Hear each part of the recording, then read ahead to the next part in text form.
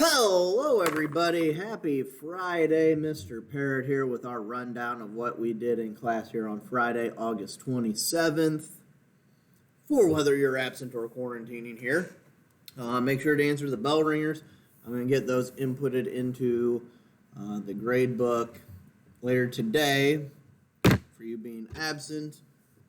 Make sure that when you check on this stuff that's something that you do so that I can get those grades added up in there for you as well.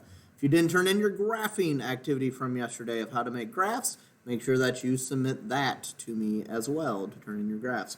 What we're doing today, so we're doing an experiment in class, but since you're not here to do the experiment, I'll kind of show you what you're going to be doing from at home. If you have supplies at home that you can do these experiments with, because today it's pretty simple. Feel free to do them yourself, but if not, the actual experiment part, I have some data that you will use in replacement of that. But let's go ahead and look at what you're going to be doing today. Go to the Friday folder in Schoology. I'm going to put it up here so that we can see it too. Boop. Go to Science Skills. Go to this week, the 27th. We need to go all the way down to Friday. You're going to be using both of these things in here today. The top one is your assignment itself, the Drops on a Penny Lab. That's going to look like this. The other one, which I'm going to open up right now, is the absent guide for what you need to do because you are gone. So we're going to look at this kind of side by side with what you should be doing today so that you have a good idea. So I'll be kind of flipping back and forth between these two. Your assignment's the one on the Google Slides. The Google Doc today is your guidance or your helper that goes along with it. So what we're doing today is we're figuring out drops on a penny. Specifically, here's our problem.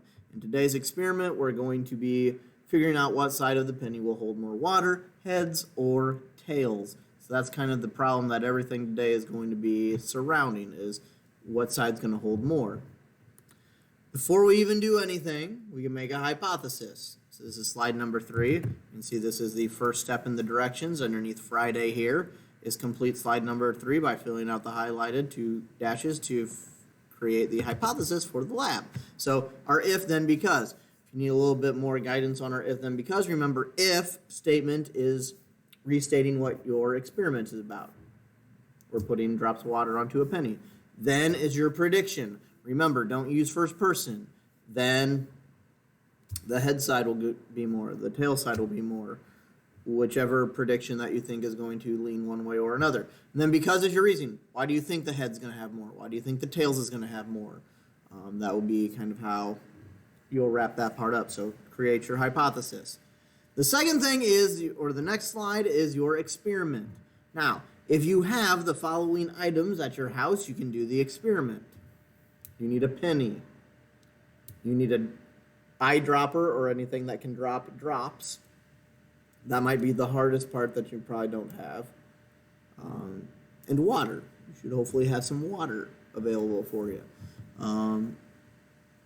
However, if you have those things, you can follow along with the experiment and get your own numbers for how many drops drop on that penny. If you don't have any of those items, here is how you can fill out the next part.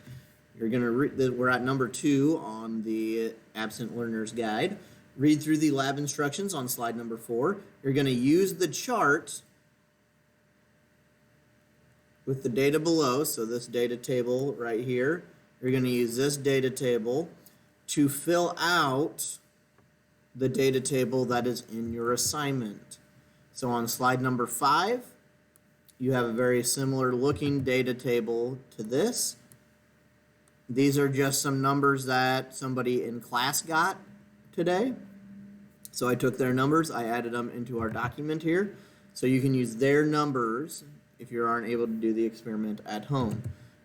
So you just basically copy those things over. Now, what you will have to do though, right there at the bottom, I'm going to highlight it here real quick, right there, that blue row, the average row, you will still have to do that yourself. I'm not going to give you that information. You still need to calculate out the average.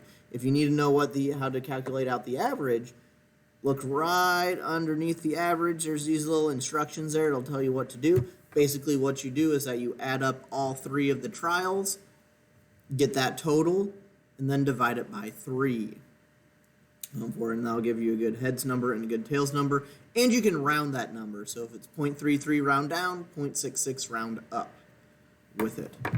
And then there's one final thing to do as far as the lab is concerned, because we're only going to complete half of it today, and then we're going to take the other half and finish it on Monday. We are going to finish with slide 6 today by identifying your 2 variables, the independent and dependent variables. So you'll need to answer up these 2 things there for us with it. And that's where you are stopping today. Do not make a graph. That is for Monday. And you do not need to do the CECR stuff. That is also going to be on Monday, which means do not submit this yet because this is a work in progress.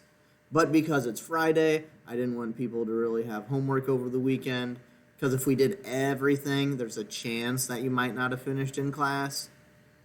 I didn't want that to happen, so we're going to save that part for that back half for Monday, where we're creating a graph and then doing our CECR format, but for an experiment, which is our first time that we've done that. So on Monday, if you're still out, I'll have another video wrap-up kind of instructions of what to go along with.